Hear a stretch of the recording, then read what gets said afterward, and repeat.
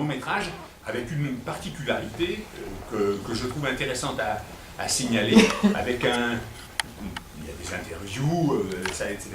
Mais sincèrement, je trouve qu'il y a un gros travail sur la bande son. C'est une musique originale qui a été faite pour ce film.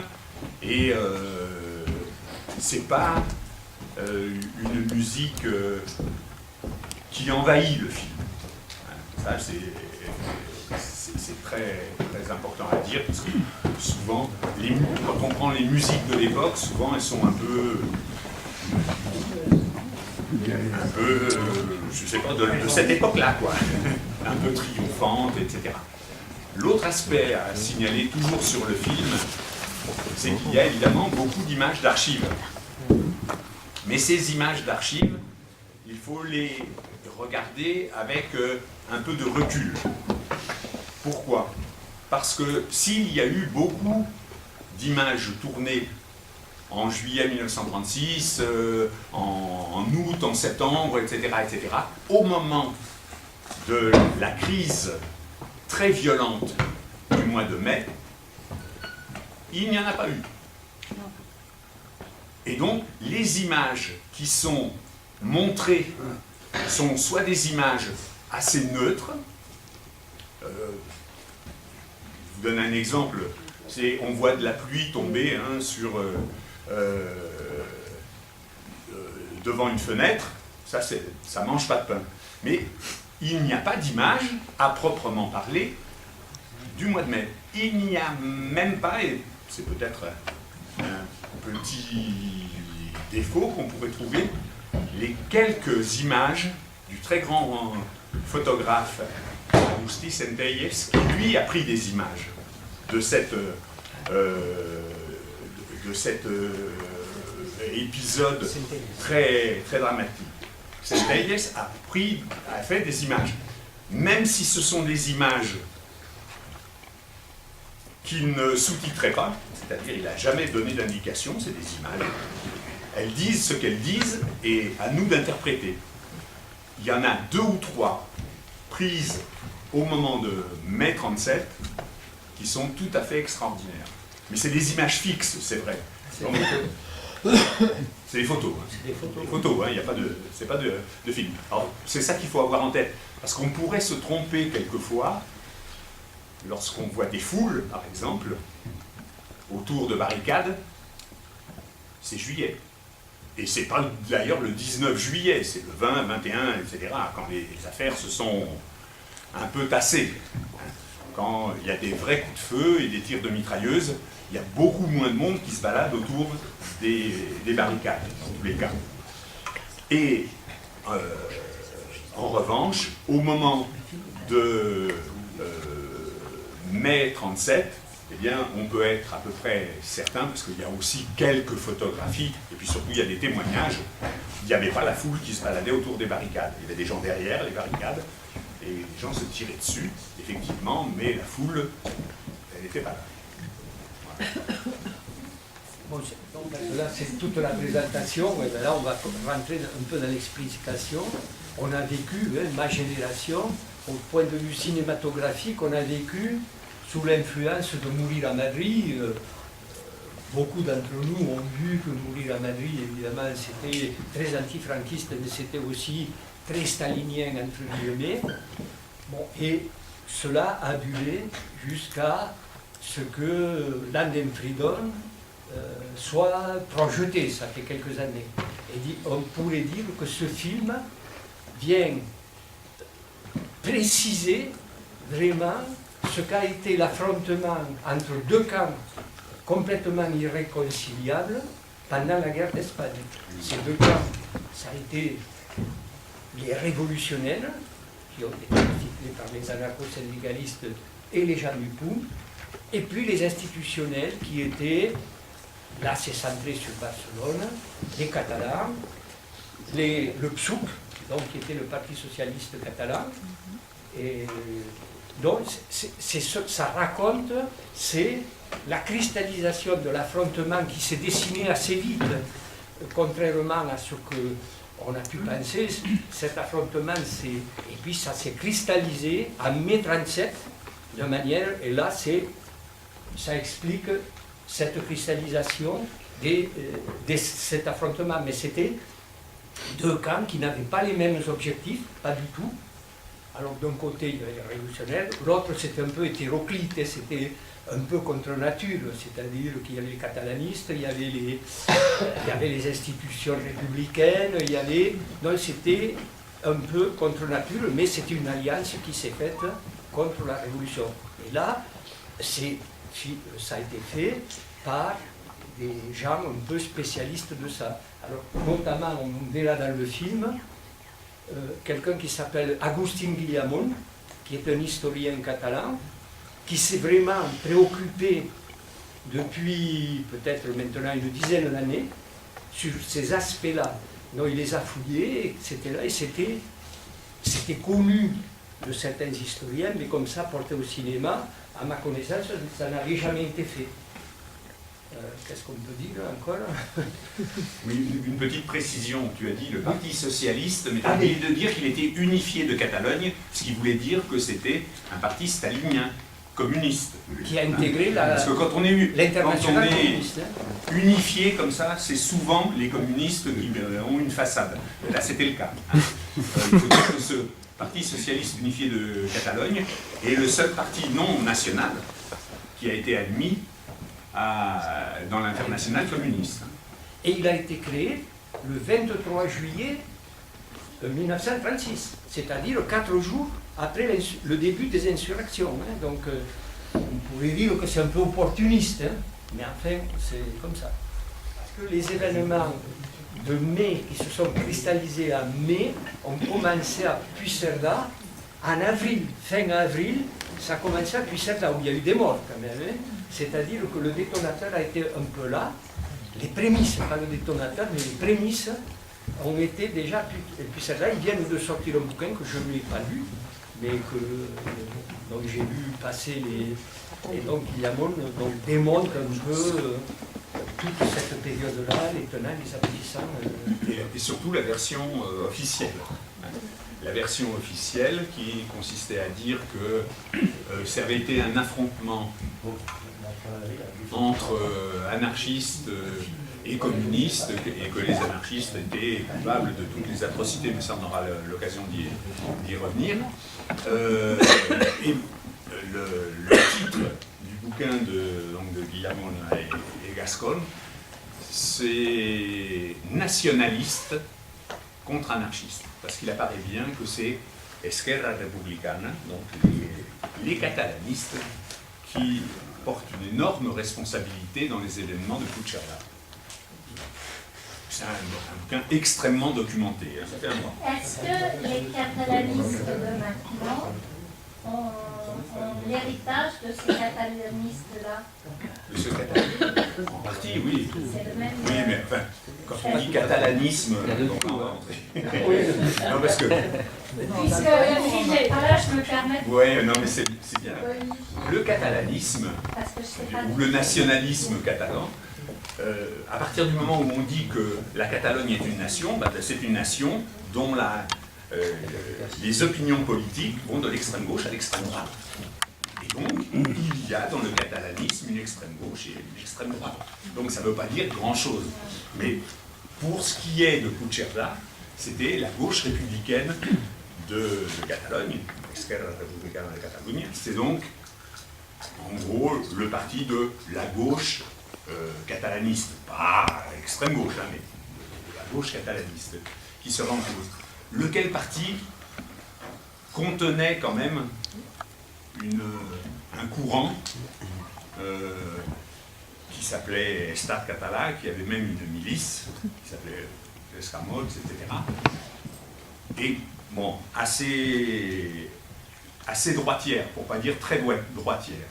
Le leader de ce courant s'appelait à l'époque, en 1936, Dencas, et quand la révolution triomphe à Barcelone, il a fui. Et il est allé se réfugier chez Mussolini en Italie. C'est dire le genre de catalanisme que c'était. C'est un type particulier, et il a craint, et s'il est parti, c'est qu'il a craint pour sa vie. Hein. Et probablement à juste titre. Justement, à Pucharda, les historiens ont monté beaucoup en épingle et on en a fait une personne. Je connais assez bien la région, je connais bien la problématique de la région de l'époque un peu. Et il y a Antonio Martin, quelqu'un qui s'appelait Antonio Martin, qui était le secrétaire de la fête parce qu'il devait parler un peu mieux que tout le monde et tout ça. Et donc, la droite en a fait le sanguinaire de Pucharda, etc. Alors que c'était, on connaît bien les gens de Pucharda, c'était quelqu'un, un brave gars, qui parlait bien, tout ça. Alors on l'appelait Cojo de Malaga, parce qu'il était de Malaga et il était boiteux un peu. Et il a été faire un meeting le 27 avril, je crois, à Belleville de Cerdagne, qui est au-dessus de Pucharda. Et là, eh ben, ils l'ont abattu, hein. Il a été abattu, il a eu un truc, il a été abattu. Et alors, historiquement, on a toujours essayé de faire porter le chapeau, qui méritait de l'être certainement, aux communistes. Mais là, dans le bouquin manifestement de Guillamon.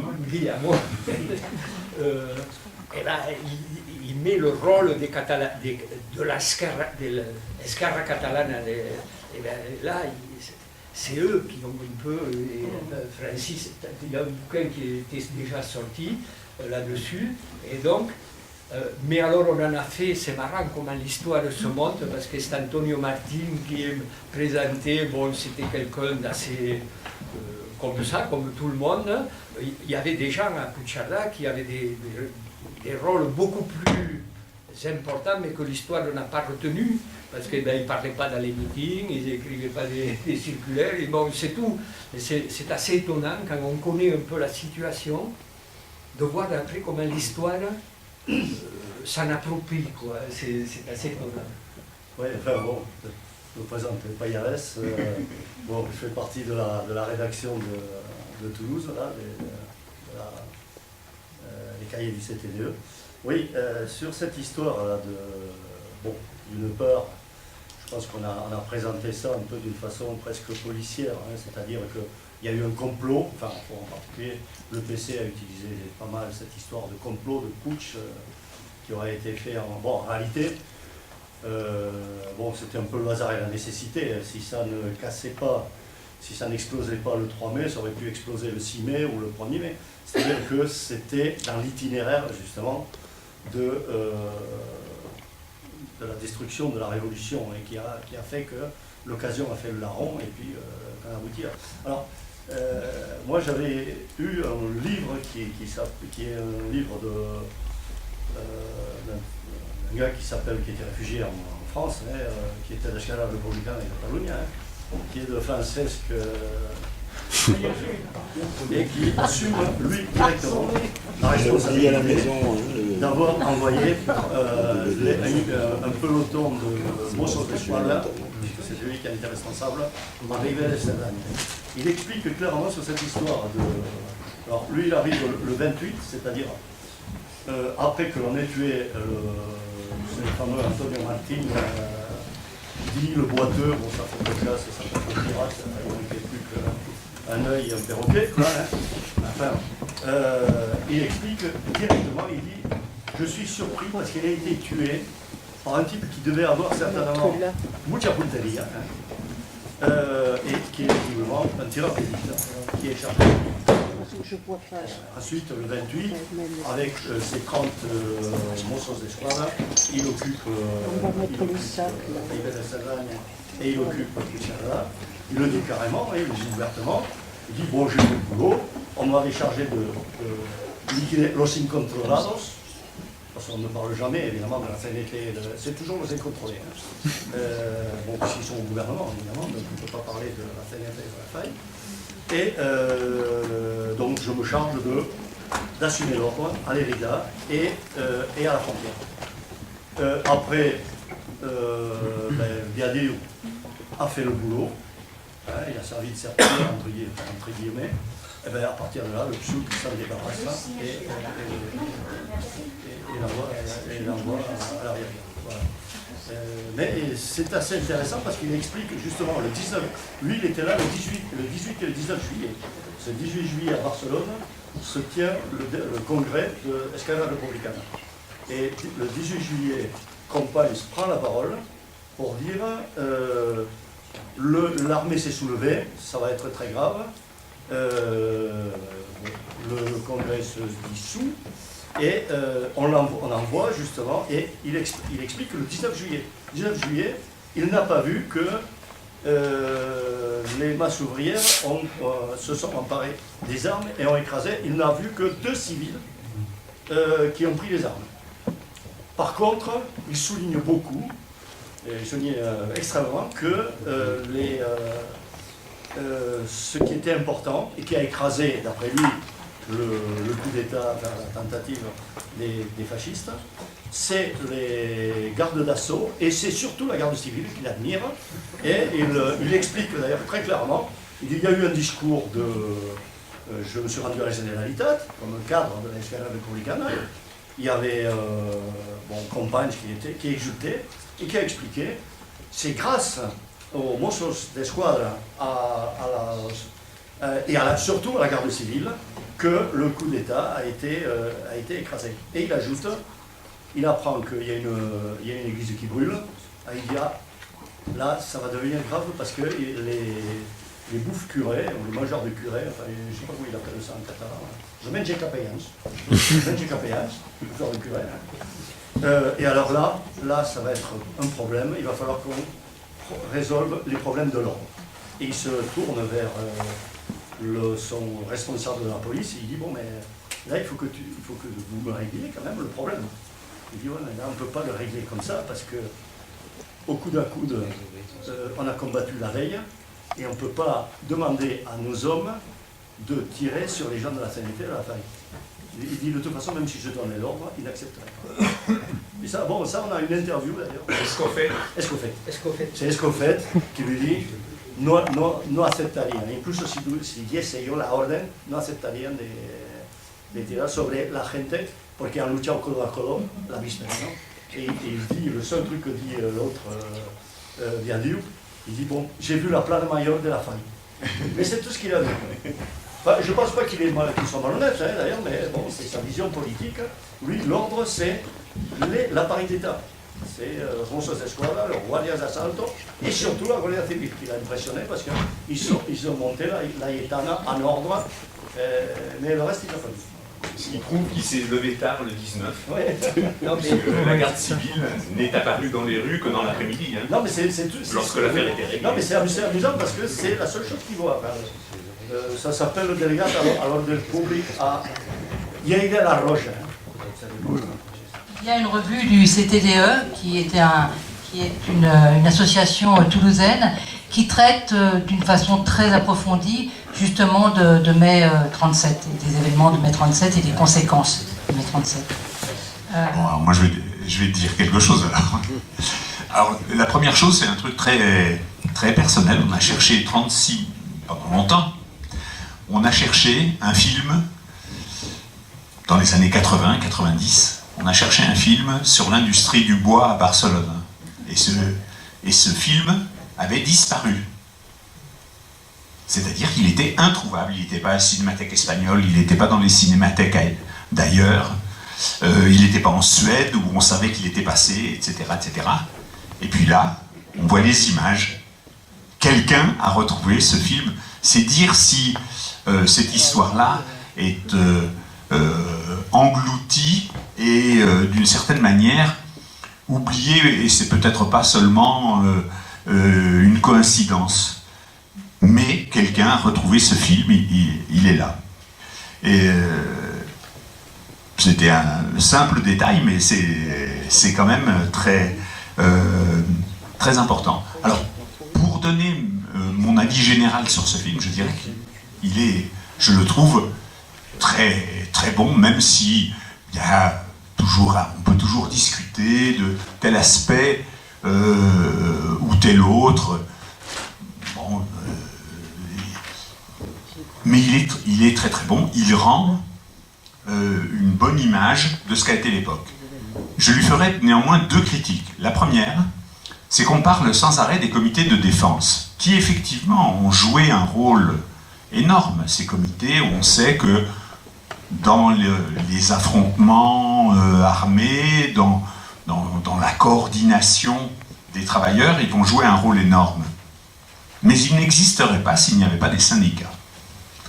Or, les syndicats, pas le syndicat, la CNT ou l'UGT comme ça par mot, non, les syndicats du bois, on en parle, le syndicat de la santé, c'est eux qui collectivisent, c'est pas les comités, hein. Les comités, ils contrôlent les quartiers militairement, mais ce sont les syndicats qui collectivisent.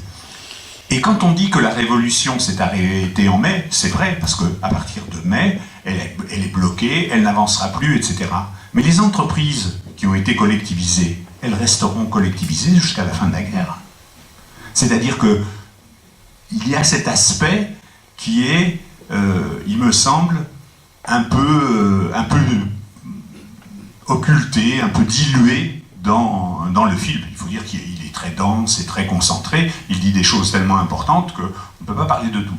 Il y a également un deuxième aspect qui me semble, et là c'est un peu paradoxal, puisqu'il y a pas mal de marxistes là qui s'expriment, c'est que, anti-staliniens, hein, mais ils ont une vision marxiste, et le problème de classe n'est pas posé. Parce qu'il y a un vrai problème de classe derrière tout ça. Et le problème de classe est le suivant. En février 1936, il y a eu des élections au Front Populaire. Et le Front Populaire, avec des partis mais très, très, très modérés, l'extrême gauche le grand parti d'extrême gauche de ce Front Populaire, c'était le Parti Socialiste, qui n'a même pas participé au gouvernement de Front Populaire, dans un premier temps. Et pourtant, ce Front Populaire n'a gagné que de très peu les élections. Ça voulait dire qu'il y avait en Espagne beaucoup de gens de droite. À Barcelone, il y avait beaucoup de gens de droite. En Catalogne, il y avait beaucoup de gens de droite. Et quand la révolution se produit et qu'on passe à la guerre civile, dans quel parti peuvent-ils se retrouver, ces gens-là? Leur parti naturel, les partis de droite, ils n'existent plus en zone républicaine. De même qu'il n'existe plus de parti de gauche dans la zone franquiste. Où vont-ils? Où vont la classe moyenne, qui n'a rien à voir avec la classe moyenne d'aujourd'hui? Où vont les propriétaires d'usines, d'ateliers, etc. En qui se reconnaissent-ils? Eh bien, ils vont se reconnaître dans le Parti Socialiste Unifié de Catalogne, qui va faire leur politique. Une politique de respect de la propriété privée, de respect des cultes. Le Parti communiste va défendre les propriétaires et les curés.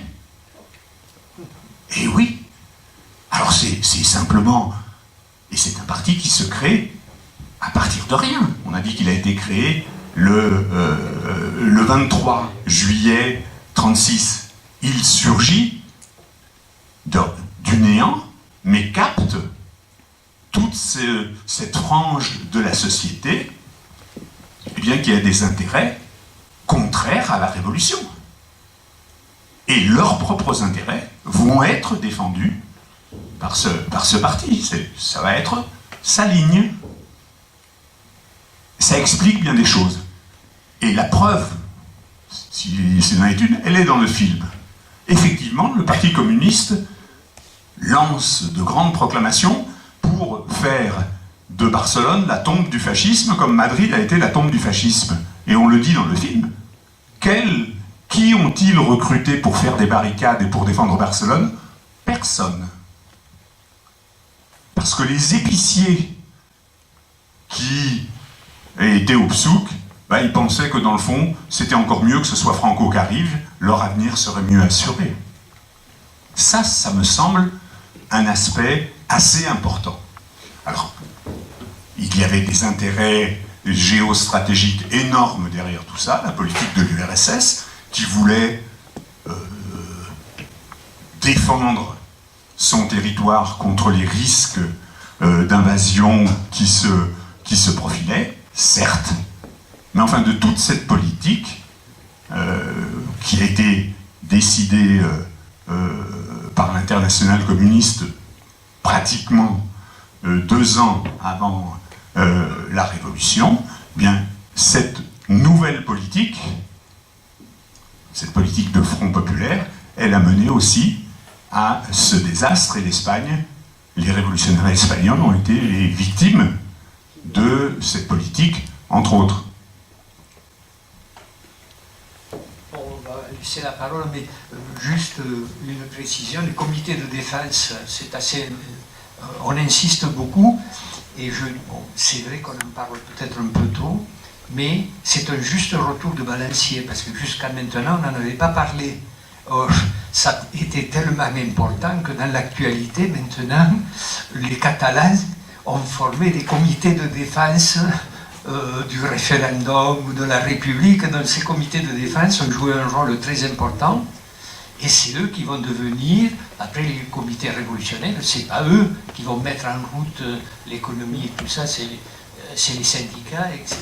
Donc, c'est une espèce de retour de balancier qui me semble peut-être exagéré dans le film, mais qui est quand même bienvenu, parce que c'était quand même complètement passé à l'as. Parce que c'est eux qui, quand même, le 19 juillet, à Barcelone, c'est eux qui vont fournir les combattants pour s'opposer aux franquistes. Donc voilà. Je vais me faire un peu l'avocat du diable. Ce film est passionnant. Super. Oui. Est-ce qu'il ne montre pas en même temps que ce qui s'est passé en mai était inéluctable? Inéluctable. Pourquoi? Parce que comme vous l'avez dit au début avant le film, il y avait deux partis. Les révolutionnaires et ceux qui voulaient maintenir l'ordre républicain. Bon. Chacun avait un objectif différent. Mais c'est oublier quand même l'objectif commun. L'objectif commun, c'était de lutter contre les franquistes, c'est-à-dire de gagner la guerre. Or, comment pouvait-on gagner la guerre en faisant la révolution? C'est ça la question. Super. La réciproque étant vraie, comment a-t-on gagné? Pourquoi n'a-t-on pas gagné la guerre quand la révolution a été vaincue? Pourquoi n'a-t-on pas gagné la guerre? Quand la révolution a été vaincue. Non, mais c'est bien simple, pourquoi n'a-t-on pas gagné la guerre? Parce que Franco disposait de l'aide de Hitler et Mussolini, de la Légion Condor, des volontaires italiens, etc., que les pays occidentaux avaient abandonné la République, ça on le sait très bien, mais également que, in fine, l'URSS, après avoir aidé la République, s'est retirée progressivement, tout comme les brigades internationales.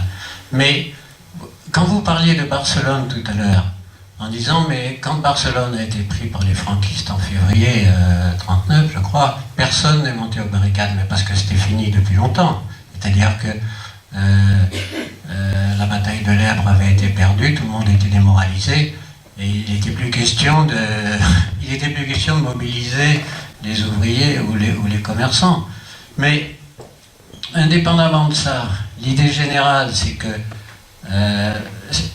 on peut comprendre que la République ait eu envie de mettre fin à une expérience révolutionnaire pour mobiliser les forces contre Franco, parce qu'il devait affronter une armée d'extermination. Donc il fallait mobiliser quand même et créer une armée populaire forte pour se battre contre ça. Je vous rappelle quand même qu'en 1938, la bataille du Levant a été gagnée par les républicains. La bataille du Levant entre mars et juillet 1938, quand les forces franquistes ont attaqué Valence, a été une victoire républicaine qui a été suivie ensuite de l'offensive de l'Èbre, laquelle offensive de l'Èbre a été perdue en raison de l'appui de la Légion Condor, etc., alors que les forces en présence étaient égales. Il y avait 500 000 hommes de chaque côté. Donc il y avait encore moyen de gagner. Et peut-être pas en faisant la révolution. Oui, je crois que...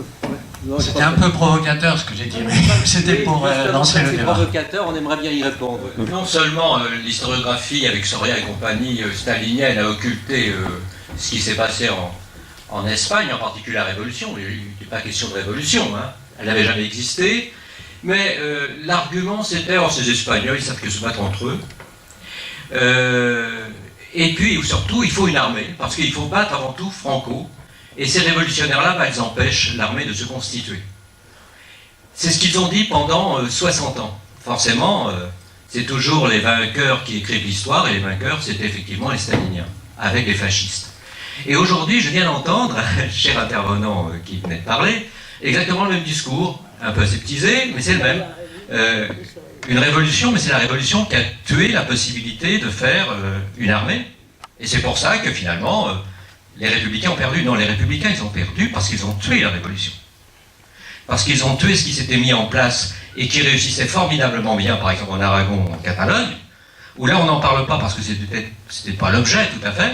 C'est une économie formidable qui marchait formidablement, dans tous les domaines, y compris également dans le domaine social, sanitaire, et culturel, etc. Et qui n'a cessé d'être attaqué par le PSUC, comme on vient de le dire, menacé par Lister et compagnie. Et c'est parce que justement, on a démoralisé, parce qu'on a tué, parce qu'on a assassiné les révolutionnaires par milliers, qu'à la fin, quand Franco est arrivé, ces révolutionnaires, ben, qu'est-ce qu'ils pouvaient faire? Démoraliser qu'ils étaient, mais démoralisés par qui? Je crois qu'on n'a pas assez insisté, justement, sur le rôle du GPU. Je crois que je ne l'ai pas entendu. Et on aurait dû davantage insister, parce qu'il est temps quand même de redonner à l'histoire, de remettre l'histoire sur ses pieds. 70 ans, ça suffit. Je pourrais donner, bon, oui, je pense, bon, on va pas refaire l'histoire évidemment, hein, mais ce que vous disiez en particulier, hein, sur, finalement, il fallait renforcer l'armée et autres, il y a quelqu'un qui a répondu un peu à cette question-là, c'est Fernando Claudin, qui était un bon stalinien, qui ensuite a été viré du PCE en 1954 avec Semplun, qui disait la question qui aurait dû être posée internationalement, à la limite, c'est pas en Espagne qu'elle s'est réglée, c'était en France.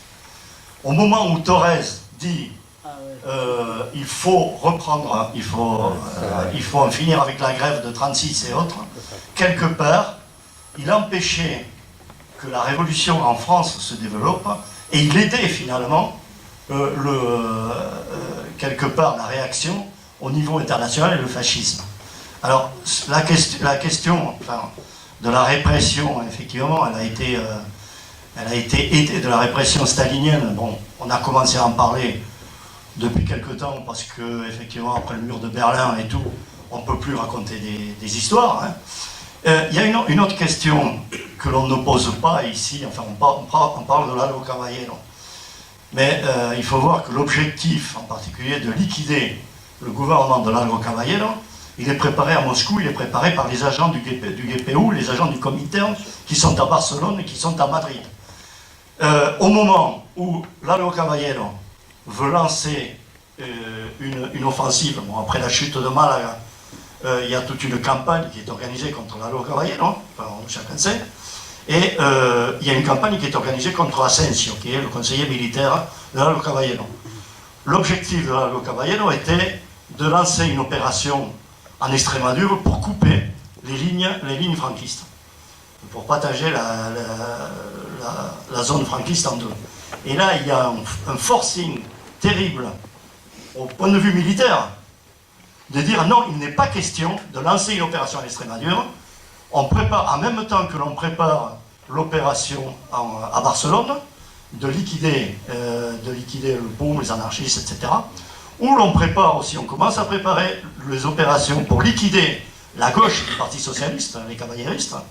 En même temps, on interdit une possibilité, elle aurait réussi, elle n'aurait pas réussi, je ne suis pas un stratège militaire, rassurez-vous, hein, j'y connais rien, mais elle pouvait déboucher sur, effectivement, un redressement. Or, cette question-là n'est pas posée. Dernier point, c'est la bataille de l'Èbre, parce que ça fait partie aussi des mythes avec l'Aivaruri, etc. Hein. On résistera jusqu'au bout et autres. En même temps que l'on parle de la bataille de l'Èbre, où l'on va résister jusqu'au bout, hein, que ce soit Negrin, Negrin ou Ibaruri ou José Díaz. En même temps, ce monsieur qui est président du conseil, qui est Juan Negrin, qui est un médecin, se rend à Zurich, clandestinement, à un congrès médical, où il essaye de voir avec el Duque de Alba, qui est le correspondant de Franco, pour voir comment on va pouvoir s'en sortir et finalement avoir une solution. Deuxième point, on va résister jusqu'au bout.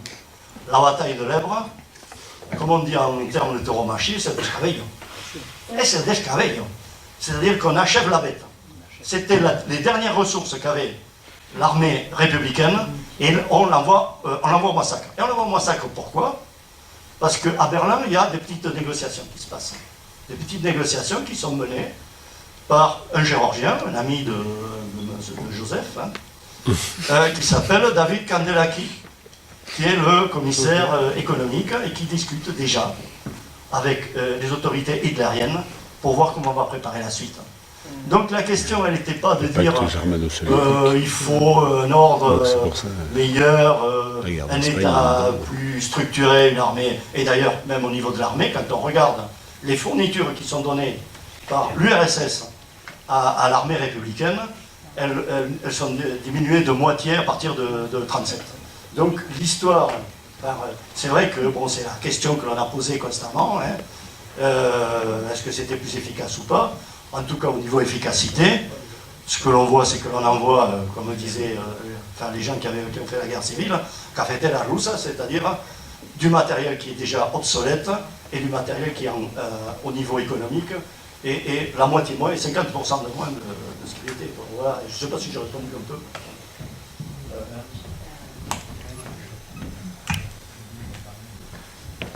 Oui, alors je suis en total désaccord en général avec les propos qui sont dits et avec le thème du film.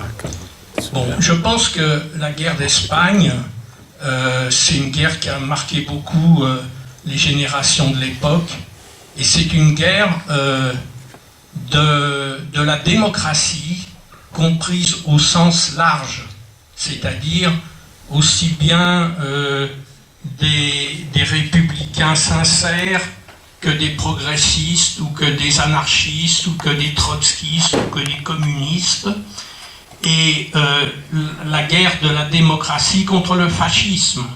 Le fascisme, c'est-à-dire Hitler, Mussolini et Franco. Et c'est ça qui est important dans cet événement historique. Il y a eu dans cette guerre 1 million de morts. Et sur ce million de morts, il y en a 500 000, c'est Franco qui les a tués. C'est Franco qui a massacré 500 000 Espagnols, d'une part, dans les zones qu'il a contrôlées dès le début, Federico García Lorca, voilà, et puis après, surtout après, parce que là, évidemment, quand il contrôlait toute l'Espagne, il y a plusieurs centaines de milliers de républicains qui ont été massacrés. Donc ça, pour moi, ça c'est important. Alors, on ne peut pas faire de mai 37, bon, il y a des choses à dire de part et d'autre, mais on ne peut pas faire l'élément central de la guerre. En mai 37, il y a eu 500 morts. Effectivement, il y avait des désaccords dans le camp républicain. Et ça, je le regrette. Moi, je suis pour l'unité antifasciste. L'unité de tous, y compris des anarchistes, y compris des trotskistes, y compris des communistes. Y compris des catholiques. Voilà, et des catholiques aussi. Bien sûr, il y a des catholiques progressistes qui ont aidé le FLN pendant la guerre. Je dis ça comme ça.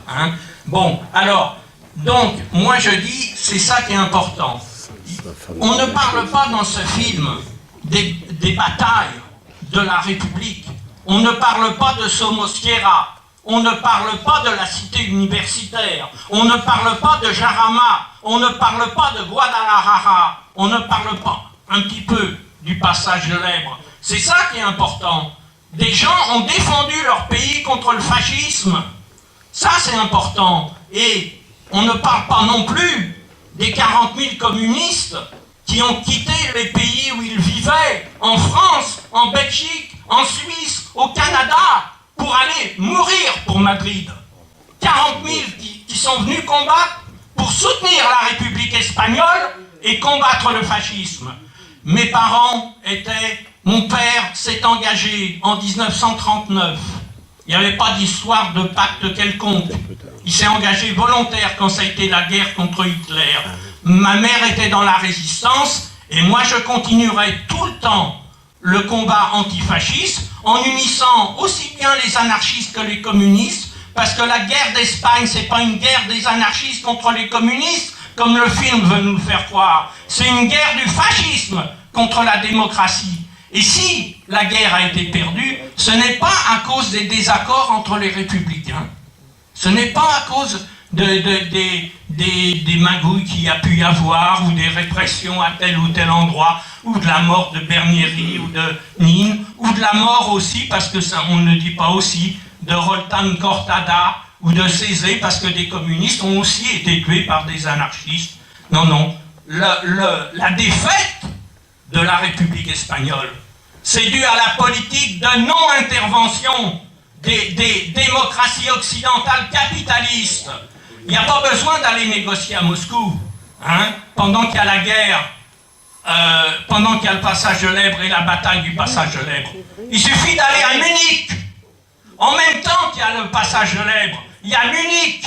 Et à Munich, les puissances occidentales capitulent devant Hitler. Et les puissances occidentales ont non seulement livré la Tchécoslovaquie pieds et poings liés, 70 ans, mais aussi, ils ont aussi livré la République espagnole. On a entendu ça pendant 70 ans, vive l'histoire. Oui, On a eu des gens qui font un travail d'historien, des gens qui font un travail d'historien qui enfin ouvrent des archives. Puisque vous avez sortir le même discours. Hein. Puisque vous avez parlé de vos parents, je prends la liberté de parler des miens. On va tous parler des nôtres. Parce que... Vous connaissez non, mais ça. parce que... Là, vous prenez un biais, mais qui est indiscutable. Bien sûr. Moi, mon père a attendu d'avoir 17 ans, le 25 août 1936, pour s'engager dans les colonnes libertaires pour combattre en Aragon. Et il a combattu jusqu'à ce qu'il soit très grièvement blessé, et qu'il perde une main d'ailleurs dans cette blessure, le 4 janvier 1939. Alors vous comprenez que votre discours me paraît un peu déplacé. Parce que tous ces gens, mais ils ont mené la guerre contre les fascistes. Et puis même, ils ont continué après.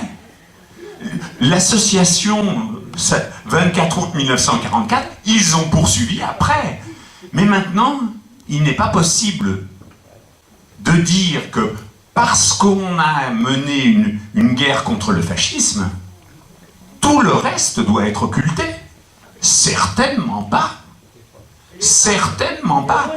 Et il y a effectivement le rôle des femmes, il y a 1000 sujets. Mais dans c'est un autre film, ça. dans ce qui a précédé ces événements, il y a des gens qui le disaient déjà. Il y a en particulier Ramón Fernández, dans une très célèbre polémique avec des communistes d'ailleurs, il expliquait qu'on ne peut pas demander aux prolétaires, aux exploités, de se mobiliser pour défendre la bourgeoisie. On ne peut pas. On ne peut pas parce qu'on peut les mobiliser, oui, on peut faire une armée de conscription, on peut ci, on peut ça. Ce qui peut enthousiasmer les gens, c'est un changement social. Pour les prolétaires, ce qui peut les enthousiasmer, ce qui peut les amener à faire le sacrifice de leur vie, si c'est nécessaire, pour combattre le fascisme, c'est dans l'espoir de ne pas retourner dans l'asservissement bourgeois le lendemain. Et c'était ça qui était en jeu. C'est ça qui était en jeu. Et c'est pour ça que c'est très important de parler de ces sujets-là. Ça n'empêche pas, je répète, que tous ces gens qui ont combattu à Barcelone, des deux camps, eh ben, ont mené la guerre contre les fascistes. Bien bien sûr qu'ils l'ont menée. Mais comme ils l'ont perdue, aussi, eh bien, il y a lieu de se poser des questions. Et c'est ce genre de questions que pose ce film. Et il n'est pas question de laisser occulter ces problèmes-là au nom d'un antifascisme très dilué. Bravo. Parfait. Ouais, non. Ça marche? Oui, j'interviens pour dire que le film est très bien, mais il lui manque, parce qu'on ne parle que de Barcelone, ça, je comprends bien, les Catalans, c'est très bien.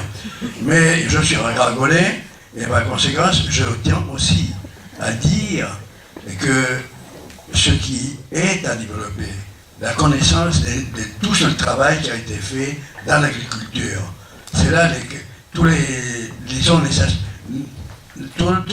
on peut dire qu'Aragon avait fait sa révolution. La révolution de mettre le collectif, mettre justement à l'ordre du jour et essayer. Et c'est là qu'on a constaté les qualités justement de le système, si l'on peut dire narcissiste, n'est-ce pas? Et ensuite aussi les insuffisances qu'il faut faire pour pouvoir y parvenir. C'est notamment l'éducation du peuple, et ça c'est essentiel. Sans une éducation, et c'est dans laquelle la communauté prend son poids, eh bien on continuera toujours à raconter des histoires. Parce que si on veut avancer dans le mouvement anarchiste, c'est justement, il a des moyens pour pouvoir se prononcer, et il a des moyens, je veux dire, des concrets qui ont été créés en un espace d'1 an, une seule année, et je pense que malheureusement n'a pas été bien exprimé ici. Et je suis très content et je vous félicite parce que c'est très bien. Voilà.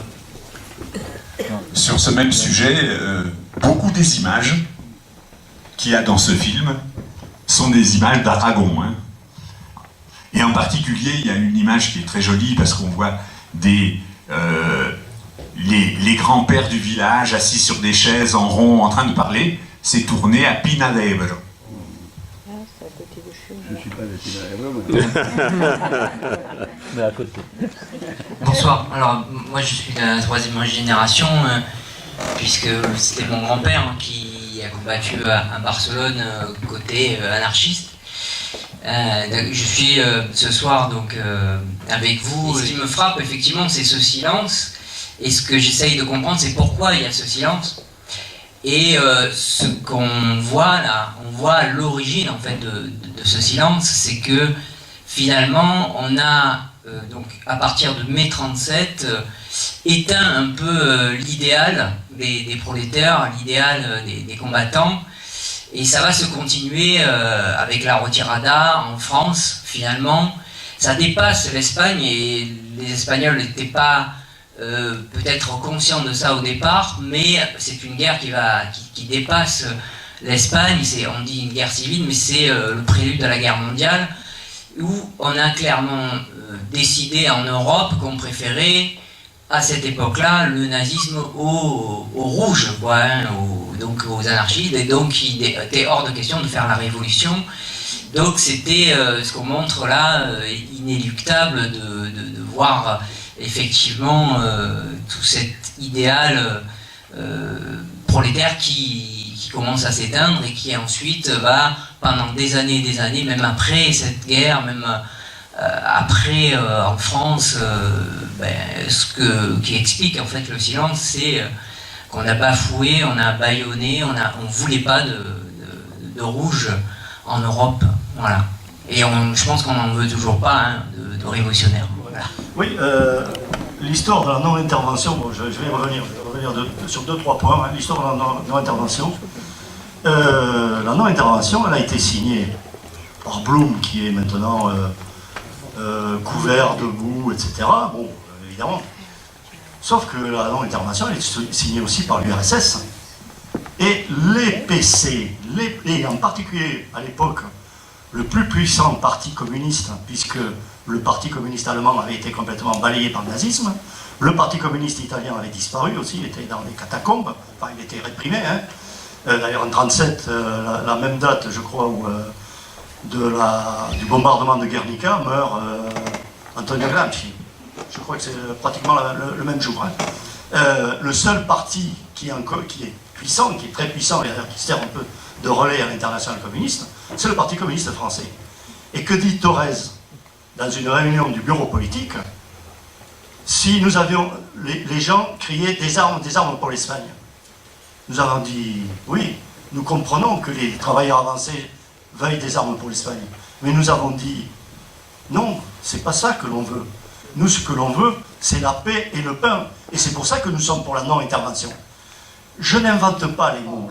Il suffit de voir le livre de Carlos Serrano, L'enjeu espagnol. Carlos Serrano était professeur à l'université à la Sorbonne. Il était membre du PCF. Du PCE.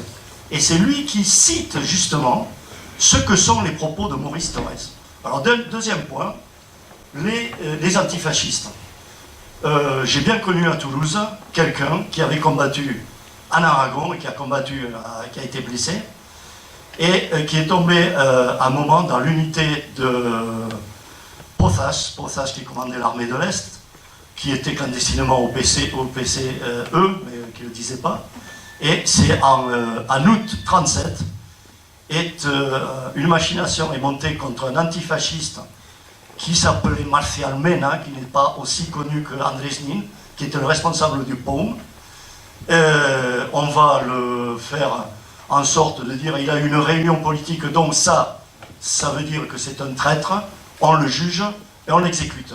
Et qu'est-ce que l'on trouve? C'est que le PSUC, à l'époque, essaye de mettre en place un peloton d'exécution, et en particulier de mouiller les bringades à ses adversaires, c'est-à-dire les officiers de la CNT, les officiers de l'UGT, pour qu'ils dirigent le peloton d'exécution.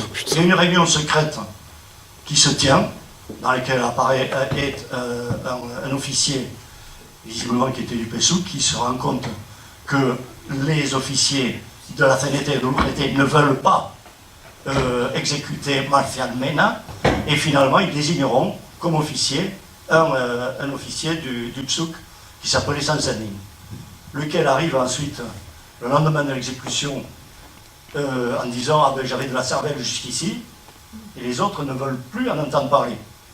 Et à partir de là, Sanzanin, qui est complètement à l'écart, va demander sa mutation, enfin, son départ vers le front et vers Madrid, et il sera tué à Madrid. Deuxième anecdote, c'est un témoignage aussi d'un antifasciste polonais qui signe sous le nom de M. Casanova, qui avait un nom à couper, enfin, imprononçable, qui s'appelait Mislav Bersenstein, et qui raconte justement cet épisode de Marcial Mena qu'il avait connu personnellement. Ce malheureux, alors, vous pouvez avoir ça a été republié en facsimilé par les Cahiers du Crabe, l'Espagnol livré, sous le nom de M. Casanova. Ça a été écrit en 1939, hein, et où il explique justement comment on assassine les antifascistes. Et donc c'est toute la question, justement. Et bon, ce malheureux Bersenstein qui avait comme pseudo Casanova et également Berten, va entrer dans la résistance contre les nazis, pas contre les Allemands, contre les nazis, et il finira à Auschwitz, très jeune. Bon, voilà. Maintenant, c'est pas parce que l'on crie que l'on a raison. Hein. Deux précisions comme ça, un peu bibliographiques, celle qui parle très bien de cet affrontement à la campagne entre les petits propriétaires couverts par le PSUC et les libertaires, c'est Lydie Salver dans Pas pleurer, parce qu'à la Fattarella, justement, c'est expliqué, et bon, ça a quand même déchiré, parce que pendant longtemps, on a vécu sous le regard de mourir à Madrid, mais c'est foutu, ça c'est complètement foutu. Je voudrais quand même revenir sur ce que vous avez dit, parce que vous réécrivez l'histoire quand même. La non-intervention, oui, ce sont les pays occidentaux. Qu'est-ce qui réécrit l'histoire ? En disant que la non-intervention, c'était aussi l'URSS. Oui, au début, certes, à la demande du Quai d'Orsay, parce que c'est la France qui a organisé ce processus d'intervention. Mais n'oublions pas quand même que l'URSS a ensuite rompu le pacte de non-intervention et est intervenu. On parle beaucoup de la révolution en Catalogne, mais qu'est-ce qui se passait en novembre 1936? En novembre 1936, la guerre civile était pratiquement terminée. Franco était aux portes de Madrid. Et Madrid a été sauvé par quoi? Par les tanks et les avions soviétiques et par les brigades internationales, par les communistes français. Il ne faut pas l'oublier. La 11e brigade internationale à la cité universitaire était essentiellement composée de communistes français. Pour faire de l'histoire complète, il ne faut pas oublier non plus que la colonne Durruti a été déplacée à Madrid et que Durruti est mort à la cité universitaire. Mais je suis bien d'accord. Ça prouve que plutôt que de faire la révolution, il était urgent d'aller se battre. Et ce qu'a fait la colonne Durruti. On est tout à fait d'accord. Ils ont fait tout de suite d'aller se battre. C'est pas l'armée. Elle était où l'armée? L'armée de la République. Le 18 juillet 36, elle était où? Qu'est-ce qu'elle a foutu? Rien. C'est quand même les comités de défense qui se sont transformés en colonnes de miliciens qui ont stoppé l'avancée franquiste. C'est pas l'armée républicaine. Il faut arrêter de dire des conneries comme ça. Les brigades internationales, elles ont un courage extraordinaire, elles ont partout sauvé Madrid, mais elles ont été complètement mises sous tutelle par Moscou. Marty, le boucher d'Albacete, on sait très bien comment il a repris en main les brigades et comment on les a fait partir lorsque finalement on n'a plus besoin d'aide. Oui, il y a beaucoup de témoignages. Maintenant, on est dans une logique. Il est impossible, enfin, il me semble impossible aujourd'hui de dire que c'est les uns ou les autres. Tout le monde a perdu. Tout le monde a perdu et tout le monde a combattu et tout le monde a eu des morts. Et tout le monde a fait des sacrifices. C'est pas de ça qu'on parle, on parle d'autre chose. Lorsque j'ai connu moi quelqu'un qui avait combattu à Madrid, quand les gens du tramway de Madrid, au moment de l'offensive contre Madrid, les types du tramway qui avaient des manteaux à boutons dorés descendaient sur la ligne de front avec leurs manteaux à boutons dorés pour prendre les fusils qui restaient et faire le coup de feu, ces gens-là, c'était pas les brigades internationales, c'était des combattants de Madrid, comme ceux des brigades internationales. Mais vouloir raconter l'histoire en privilégiant dans ce combat-là les uns ou les autres, ça me paraît incroyable, quoi. Tout le monde a combattu. Il y a eu 1 million de morts, c'est peut-être beaucoup, hein. Il y a peut-être eu moins que ça, qu'1 million de morts. 500 000 pendant la guerre et 500 000... Oui, non, après, il n'y a pas eu 500 000 morts. Enfin bon, peu importe. Non, il ne faut pas exagérer. Non, il faut pas dire des choses comme ça. Il y a eu beaucoup trop de morts, des massacres, etc. Mais, bien sûr, mais le problème, c'est que dire que les uns ont été plus antifascistes que les autres, ça c'est ridicule, ils étaient tous antifascistes. Voilà. Mais le problème, c'est qu'il n'empêche que sur un autre plan, eh bien, il y a eu des conflits. Et ce n'est pas vain de le dire et de le répéter. Entre parenthèses, d'ailleurs, l'arrivée des internationaux en Espagne, je dis bien les internationaux et pas les brigades internationales. Les brigades internationales montent au front pour la première fois en novembre. Dès le mois de juillet, il y a des internationaux en Espagne. Il y a des gens qui viennent de France, de partout. Donc, de partout, il y a des gens qui viennent. Mais ils ne créent pas les brigades internationales. Mais c'est les internationaux, ils sont déjà là.